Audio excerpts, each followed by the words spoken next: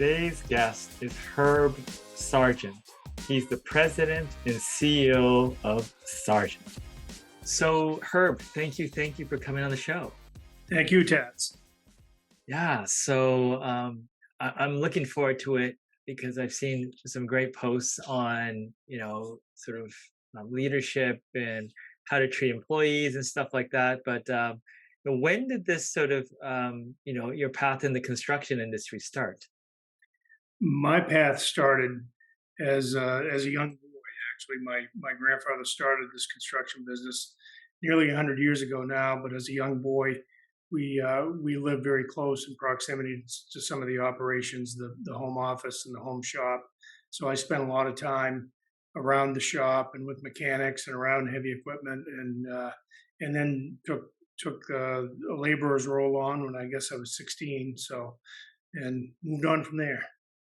Yeah. I mean, at any time, did you consider doing anything else? Uh, I, I wanted to be a major league baseball player, but you have to have talent to do that. So I had to fall back on something that I could really develop some talent on. Yeah. And how did your sort of development and career progress? It was so again. I started as a laborer, and then when I was 20, I guess I started working full time and started as kind of like a foreman in training at that point in time. And from there, moved it up to foreman, then to superintendent, then to project manager, and then at I think 1988 it was that our company sold to a company from Paris, France. So I stayed for a few years after that, and then left and started my own business with my brother called Sargent and Sargent. And then about 13 years after that, we were able to buy the old family business back. Oh, wow. Okay. Tell Yeah. me about starting a business with your brother. Well, it's strange going from a business that's been established for at the time 6 decades, and at the time there were no cell phones, so everything was on two-way radios. I'm talking about the early '90s now, and we just get on the two-way radio and call for whatever it was we needed, and it showed up the next day. And starting in a business where you really literally don't even have a shovel to start with, and learning the business literally from the ground up that way was really quite an education for me. I think if I had 1,000 times to do it over again, I'd do it that same way 999 times. Wow. Okay. I mean, what were some of maybe you didn't have anything. What were some of the resources or things that kind of got you through? Because you said it was kind of a process. You don't regret it. That's the way you do it. But what did it look like for someone that's kind of in your shoes? I think you'll laugh at this. I think one of the resources that got me through was ignorance. And and when I say that, I mean that so many things that we were able to do, most people would say you can't do that in a business, and we didn't know you couldn't do it in a business, so we tried it, and I mean it wasn't always roses. Trust me on that. We stubbed our toe a number of times through the process, but not having the benefit of an MBA to slow me down on those things that most people would have said didn't work or wouldn't work is probably one of the great resources I had. As much as it may sound kind of funny, but uh, it was really just getting up every morning and kind of bulling through. I can't say I had a grand plan. There was no grand vision. This was just Herb's going to earn a living. The will, certainly is. I can feel it. But so, what are some of the things that someone, let's say, with a traditional business education said it won't work that ended up working? I think I think the construction business is highly capital intensive, and so when you start a construction business with very little capital, which I did, there's odds against eventual success, and uh, so overcoming, and I had to get performance and payment bonds, so I had to overcome the negative connotation of a new business in order to get those. So, and there were some naysayers in that world. I mean, I had to knock on a lot of doors before I finally got somebody to take on the bet. In effect, is what they're doing. They're betting on you. When they write a performance and payment bond for you, they're betting for you on you. And it took a while to get the right person to make that bet. Yeah. I mean, in what and I'm not sure if you even asked the question, but why did that, that first person or that one person, bet on you? Do you have a sense of what they saw? Well, I did have an agent, a bonding agent. His name's Bob Shaw, and he was a proponent for me. So he was helping me sell, to the underwriters that this could work, in spite of, I think the biggest number on our balance sheet was $9,860. And, in spite of that, we had a business plan, at least to get through that project that he helped me build the case for, and eventually, got somebody to support it. Yeah. And as the business grew, what sort of lessons did you learn? Oh man, it was,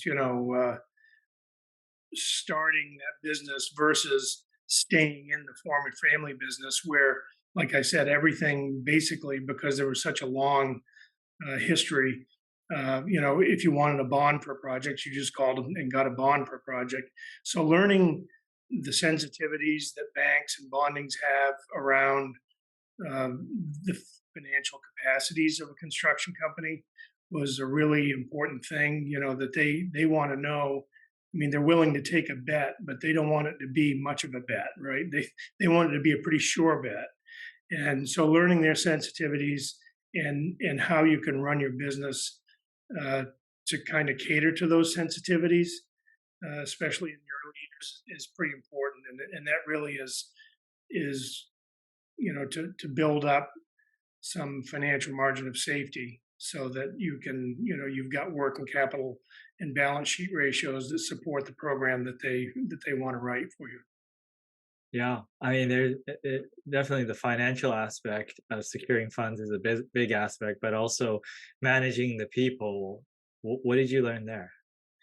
So I had been in management roles in the past in the former company, and it's odd to think about it. This was 30 years ago, right? That I did this, and back then there was no internet, right? There was no podcast, there was no anything.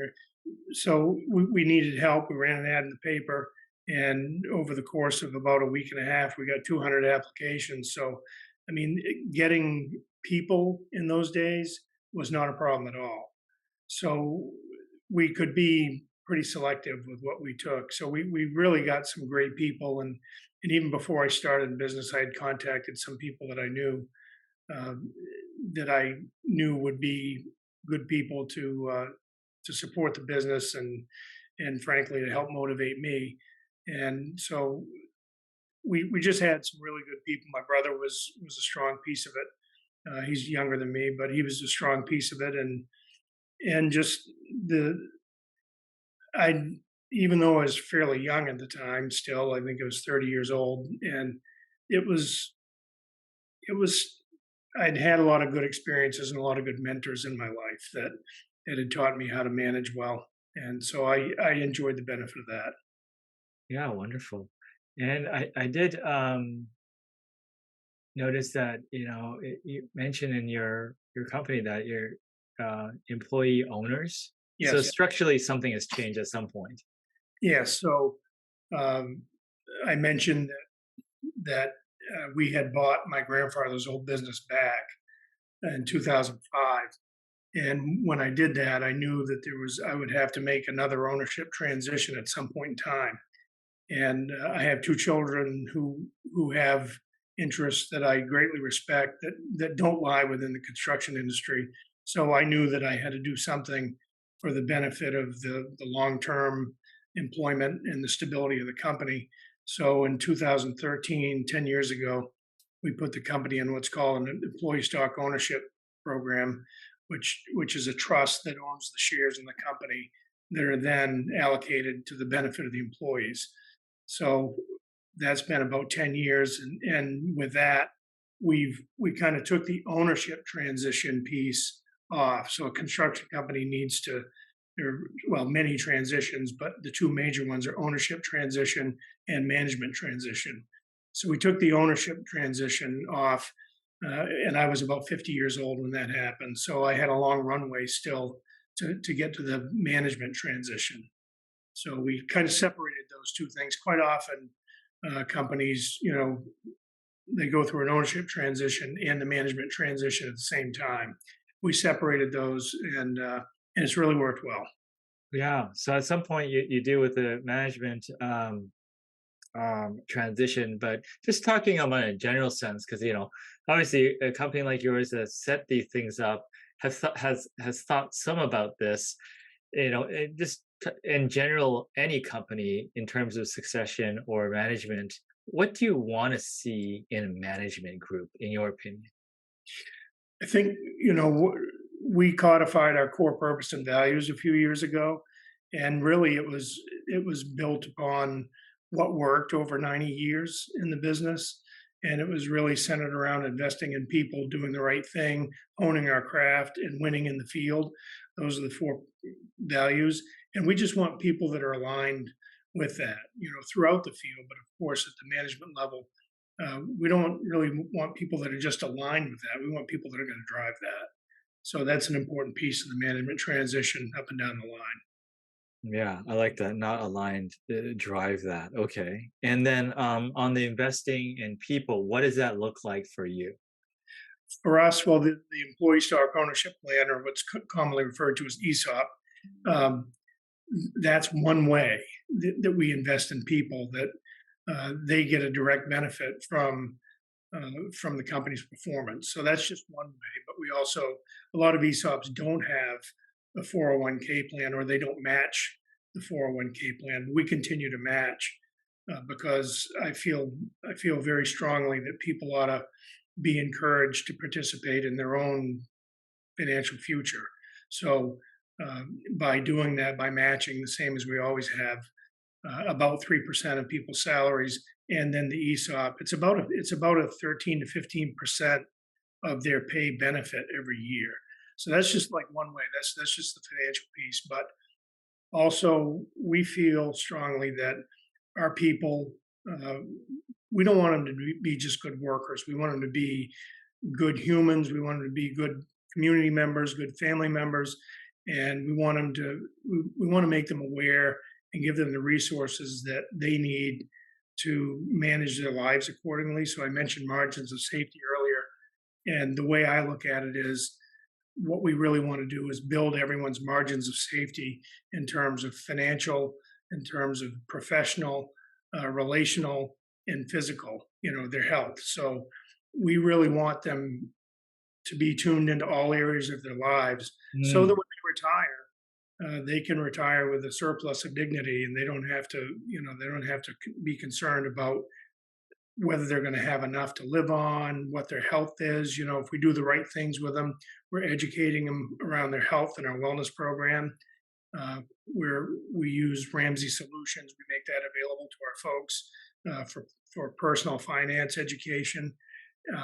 And then the professional side, we have a workforce advancement team that is working hard to, in a lot of ways, it's just getting started, but trying to grow people and determine the pathways, determine um, the types of skills they may have or may be able to learn to move them up. And so it's really, for us, it's all about, in our company, it's all about developing people is the key to future transitions, right? To future management transitions and succession.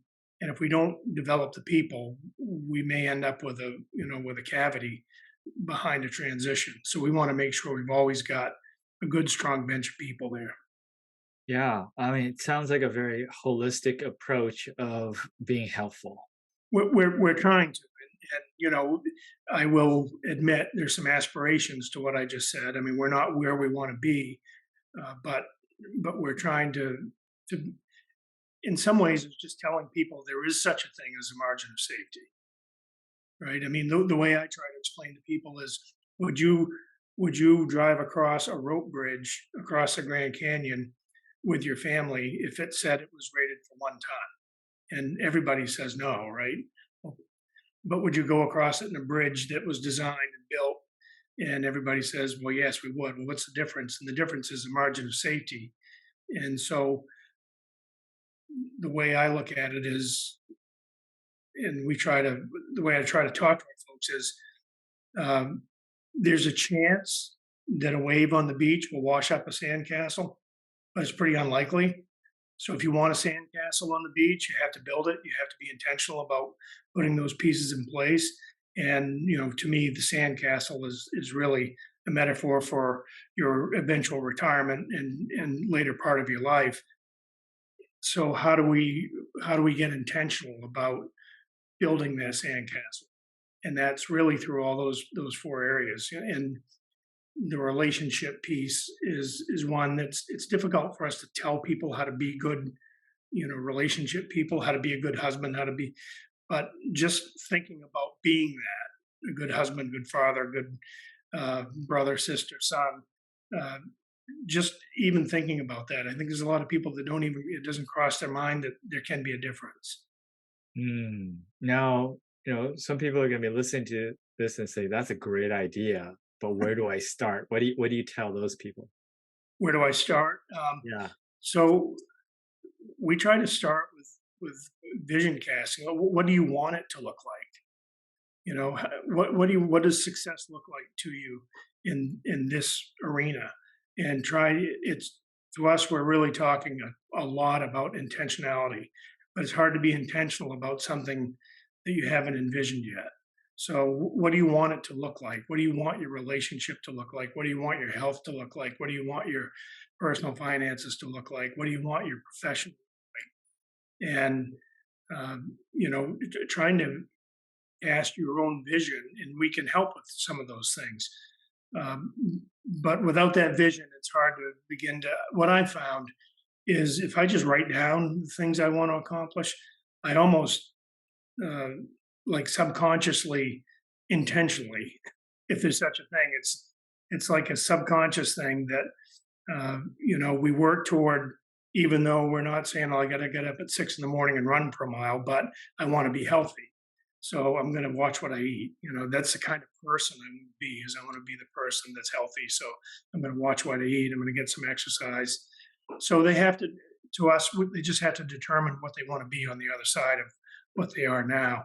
I've got a coach whose name is Alex Judd, and one of the things that he says is, as humans, we're one of two species, and I guess dolphins are the other one. I don't know how we know that, but that we can evaluate where we are today, and we can just decide to be something different in 30 days, in 60 days, 5 years. We can evaluate and we can set a vision for that, and we can work toward that vision. Without that vision, we just kind of plod along daily, and we don't make much gains, I don't think. So it's Wow. much for us. It's about trying to establish the vision. Makes sense. Is there, I mean, that's a great advice. Is there anything I did not ask you, but you wanted to share? Well, that's a good question. We're just so in our company, and I'm so grateful to have the leaders in the company that we do. Um, we're so fortunate to have up and down the line from the laborers that we try to keep moving ahead. That we just want to keep building people. So we say our purpose is to build and respect resources. And the way I look at it is our purpose is to build people that then go on to build great projects.